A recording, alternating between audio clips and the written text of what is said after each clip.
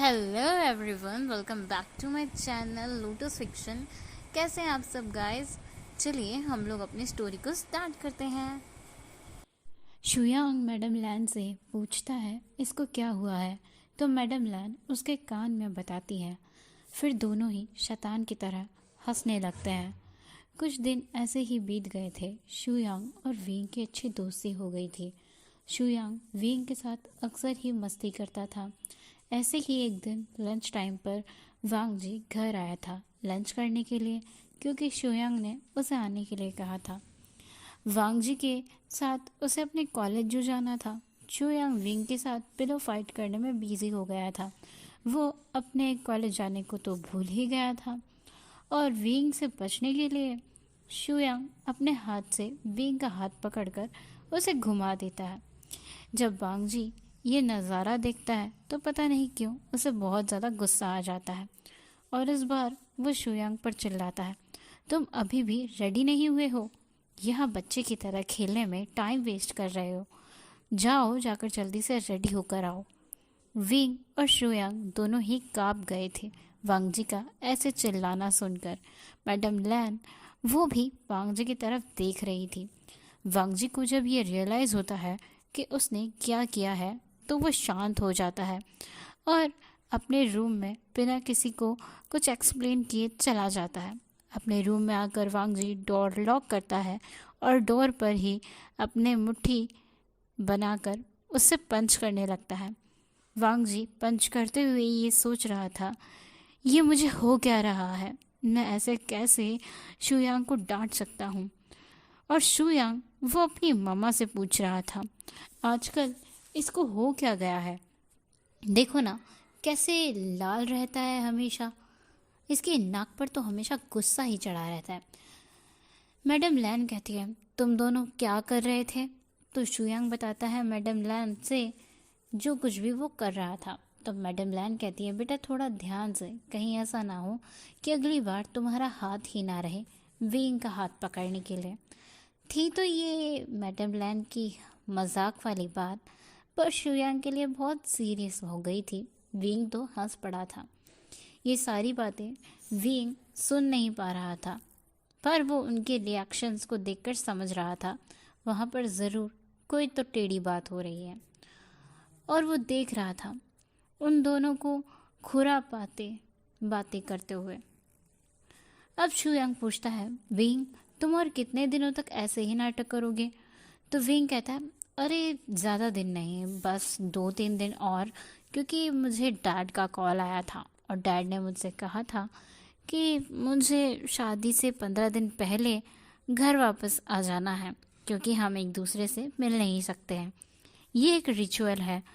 ये सेम बात मुझे अंकल ने भी कहा है। शुयांग अपसेट हो जाता है और कहता है, हाँ मैं आया और तुम जा रहे हो। अभी तो बस 2-3 दिन ही हुए थे मुझे आए, और तुम चले जाओगे तो मैं मस्ती कैसे करूँगा और किसके साथ करूँगा? मैडम लैन ये सुनकर शुयांग के कान को पकड़कर खींचने लगती हैं, और वो शुयांग को डांटने वाली टोन में कहती हैं, तुम यहाँ पर पढ़ने के लिए आए थे या मस्ती करने के लिए? हाँ। शुयांग चिल्लाने लगता है, आ छोड़ दो, दर्द हो रहा है मेरा कान। विंग वो भी शुयांग को देखकर हंसने लगता है। शुयांग का कान तो मैडम लैन छोड़ देती हैं, पर उसे तो गर्मा गर्म फटके पिल्लों से उसके बम पर पचते हैं, और शुयांग अपने बम को संभाल रहा होता है और ज़ोर से जंप भी करने लगता है और कहता है, सोचो ना मम्मा, मैं कितने टाइम से बाहर था, मैं ज़रा भी मस्ती नहीं कर पाया। बाहर तो मेरा एक भी दोस्त नहीं था। मैडम लैन कहती है, एक था तो सही। तो शुयांग बोलता है, हाँ एक ही था सॉन्गलैन, पर तो भी वहाँ रहकर काम ही करता था ना वो। उसको बोलूँगा मैं कि यहाँ आकर मेरे साथ रहे, तो वो नहीं रहेगा ना। तो बोलो आप ही, अब मैं क्या करूँ? वांग जी हैं, पर वो अभी अपने कंपनी के काम में बिजी हो गया है।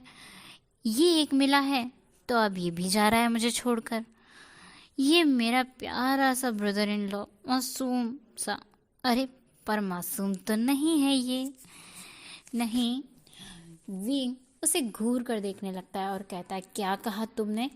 तो शुयांग बोलता है, सही तो कहा, अगर तुम मासूम होते तो इतने खतरनाक खुरापाती आइडिया तुम्हारे दिमाग में नहीं आते। ये सुनकर विंग कहता है, हाँ हाँ ठीक है ठीक है, मेरी तारीफ बहुत कर ली तुमने। मैडम लैन कहती हैं, शुयांग इसे जाना होगा ही, ये हमारे लैन फैमिली का भी तो रूल है ना। वैसे भी शादी से पहले हस्बैंड वाइफ मिल नहीं सकते हैं। तो शुयांग विंग को चिढ़ाते हुए कहता है, वैसे यहाँ पर वाइफ कौन है? या वांग जी है या फिर ये है? विंग का फेस रेड हो गया था, प्यार और शर्म से नहीं बल्कि गुस्से से। वो शुयांग पर बहुत बुरी तरीके से घूर कर देख रहा था, मानो अभी ये शुयांग को कच्चा चबा जाएगा, ऐसे कि अभी विंग उस पर झपट पड़ेगा और शुयांग को चारों खाने चित्ते कर देगा।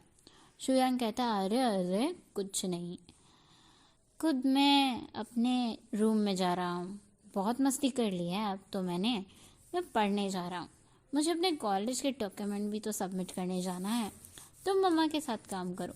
शुयांग जल्दी से वहाँ से भाग जाता है विंग को चिढ़ाकर। मैडम लैन हंस रही होती है और विंग एक पाउटी सा फेस बनाता है। अब शुयांग अपने रूम में आता है, जल्दी से रेडी होकर वांग जी के रूम में जाता है उसे बुलाने के लिए, जहाँ पर अब तक वांग जी का गुस्सा थोड़ा शांत हो गया था और वो अपने लैपटॉप पर कुछ काम कर रहा था। शुयांग के आने से वो रुक जाता है और उसके साथ ही घर से निकल जाता है। विंग और मैडम लैन अपने कामों में लग जाते हैं। यहाँ पर 2 दिन ऐसे ही बीत गए थे, पर इन 2 दिनों में वांग जी बिल्कुल भी शांति से नहीं रह पाया था। वांग जी सुकून की सांस भी नहीं ले पाया था। ऐसा मालूम हो रहा था कि ये कल की ही बात है। वांग जी के रूम में उसका फ़ोन कब से बजे जा रहा था, पर वांग जी तो वॉशरूम में था, उसे पता ही नहीं चल रहा था। और उसी टाइम विंग उसके रूम से बाहर से निकल रहा था, तो उसने फ़ोन की आवाज़ सुन ली और वो वांग जी के रूम में झांक कर देखने लगा, पर वांग जी उसे दिख नहीं रहा था। तो विंग ने ही कॉल पिक कर लिया था और वो कुछ बोलता भी नहीं है, चुपचाप फ़ोन पर खड़ा रहता है। कॉल पर की लड़की उससे कहती है, तुम कहाँ पर थे, कब से कॉल कर रही हो, मेरा जवाब क्यों नहीं दे रहे थे? बहुत इम्पोर्टेंट काम है, क्या तुम्हारे पास अभी 2 मिनट भी नहीं है मेरा फ़ोन पिक करने के लिए? विंग बस इतना ही सुनता है और वो कुछ भी नहीं देखता है, कौन है, क्या बात करनी थी, कॉल क्यों किया था, क्या था, कुछ भी नहीं सुनता है। और विंग बोलता है, तुम कौन हो और इतनी रात को मेरे हस्बैंड को कॉल क्यों कर रही हो? क्योंकि ये रात का ही टाइम था और 9 बज रहे थे। ये कॉल पर जो लड़की थी वो शॉक्ड और कहती है, क्या हस्बैंड? वांग जी ने शादी कब की, मुझे तो पता ही नहीं चला। तो विंग गुस्से से कहता है, क्यों, क्या तुम्हें इनविटेशन देना ज़रूरी है? दूसरी साइड जो लड़की थी वो कहती है, रुको, तुम कौन हो? तुम्हारी आवाज़ जानी पहचानी लगी मुझे। विंग फ़ोन चेक करता है और कॉलर आईडी देखता है, वहाँ पर लिखा हुआ था मोटे मोटे अक्षरों में, वेंचिंग, यानी कि वांग जी की सेक्रेटरी। ये देखकर विंग हैरान, विंग के तो तोते उड़ गए थे। और विंग पूछता है, वेंचिंग, क्या ये तुम हो? विंग की तो हालत खराब। दूसरी साइड से वेंचिंग चिल्लाती है, विंग ये तुम हो? विंग के कान के पर्दे तो वही बुरी तरीके से खराब हो गए थे, इतना ज़ोर से वेंचिंग चिल्लाई थी। विंग तो गया। विंग ना हाँ बोल पा रहा था, ना ही बोल पा रहा था। विंग की तो आवाज़ ही अटक गई। हिम्मत करके विंग बोलता है, हाँ।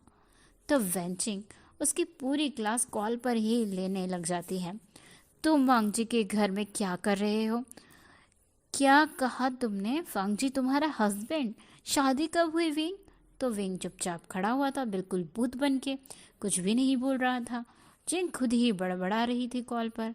फिर विंग को चुप रहता देखकर वो बोलती है, 1 मिनट, वांग जी जिस आशियन की बात कर रहा था, कहीं तुम तो नहीं हो जो इतने टाइम से उसे परेशान कर रहे हो? और वो ऑफिस में आकर भी शांति से नहीं बैठता था और वो बोल भी रहा था कि कोई एक घर में नया सर्वेंट आया है जिसका नाम आशियान है, न जाने कौन से जन्म की दुश्मनी निकाल रहा है मुझसे। और अब तुम ये बताओ कि तुम वहाँ क्या कर रहे हो, वांग जी के घर पर सर्वेंट की जॉब करके। वेंचिंग के इतने सारे सवाल सुनकर विंग बस एक ही बात बोलता है, तुम गगा को कॉल करो, मैं भाग रहा हूँ। और वो बिना वेंचिंग की कोई बात सुने ही कॉल को कट कर देता है। दूसरी तरफ वेंचिंग, जिसके हाथ पर फ़ोन था और वो स्क्रीन को देख रही थी क्योंकि विंग ने कॉल काट दिया था। वेंचिंग तो गुस्से में आग बबूला हो गई थी, वोल्केनो की तरह फटने ही वाली थी। विंग वहाँ से जाने ही लगा था, पर तभी वांग जी वॉशरूम से निकल जाता है और वो जाते हुए विंग को देखकर कहता है, तुम मेरी रूम में क्या कर रहे थे। वांग जी थोड़ा गुस्सा हो गया था विंग को देखते ही। विंग कहता है, कुछ नहीं, मैं बस पानी चेक करने आया था। वांग जी कहता है, मेरे रूम में तो पानी पहले से ही रखा है। विंग कहता है, ये मुझे तो पता नहीं था ना, तो मैं सबके रूम में गया था, तो मैं आपके रूम में भी आ गया और बस अब सोने ही जा रहा हूँ। विंग जाने लगता है तो वांग जी फिर से उसे कहता है, रुको। वांग जी को बहुत ज़्यादा गुस्सा आया हुआ था। वो कहता है, रुको तुम, शुयांग से तुम्हारी क्या बातें चल रही थी। तो विंग कहता है, आपका क्या मतलब है, हम तो बस खेल रहे थे, वैसे भी तो वो आपका भाई है ना। वांग जी कहता है, हाँ वो मेरा भाई है और इससे भी ज़्यादा वो मेरा दोस्त है। तुम बताओ, बहुत ज़्यादा ही बातें करने लगे हो आजकल तुम उसके साथ, कहीं तुम उसे फंसाने के लिए तो ये सब नहीं कर रहे हो। ये सुनकर विंग को अब वांग जी की बातें किस डायरेक्शन में जा रही हैं ये समझ आ रहा था और विंग को गुस्सा भी आ रहा था। विंग अपनी स्ट्रिक्ट वॉइस में कहता है, मैं उसे फंसाने लगा, क्या कहना चाहते हैं आप। वांग जी कहता है, तुम जैसे लड़कों को मैं अच्छे से जानता हूँ, मुझे बताने की ज़रूरत नहीं है। वांग जी विंग के बारे में गलत सोच लेता है और उसके कैरेक्टर पर बहुत सारे गलत बातें भी बोलने लगता है। तुम जैसे लड़के पैसों के लिए कुछ भी कर सकते हैं, यू स्लट। वांग जी, उसे पता ही नहीं था कि वो किस एब्सेंट माइंड से विंग को ये सारी बातें बोल रहा था और विंग के आंखों में आंसू और गुस्सा अब दोनों आ रहे थे। वांग जी बहुत देर तक विंग को सुनाते रहता है और विंग अपने आंसुओं को कंट्रोल करके उसकी बातें सुनता रहता है। विंग ये देखता है कि वांग जी बहुत ज़्यादा घटिया उसके कैरेक्टर पर सवाल कर रहा है। अब विंग को इतना गुस्सा आता है कि वो चिल्ला कर कहता है, लैन वांग जी। तो वांग जी भी अब रुक जाता है और कहता है, इतना मासूम बनने का ट्राई मत करो और ये जो इरादे हैं ना तुम्हारे, वो मेरे भाई के ऊपर बिल्कुल भी फंसाने की कोशिश मत करना। तुम्हारे बारे में मुझे कुछ भी पता नहीं चल रहा है। तुम कौन हो, कहाँ से आए हो, कहाँ रहते हो, क्या करते हो, तुम्हारी फैमिली क्या है, तुम चाहते क्या हो। विंग को इतना ज़्यादा गुस्सा आ गया था वांग जी के सवाल सुनकर और उसकी बातें सुनकर कि विंग वांग जी को ज़ोर का थप्पड़ मारता है। सो गाइस, आज का ये पार्ट यहीं तक के लिए, मिलेंगे नेक्स्ट पार्ट में जल्दी ही। स्टोरी अगर पसंद आ रही है तो वीडियो को लाइक, शेयर और कमेंट ज़रूर कर दीजिएगा और मुझे बताइएगा कि आप लोगों को क्या लगता है, अब वांग जी को जब थप्पड़ पड़ गया है तो आगे क्या होगा।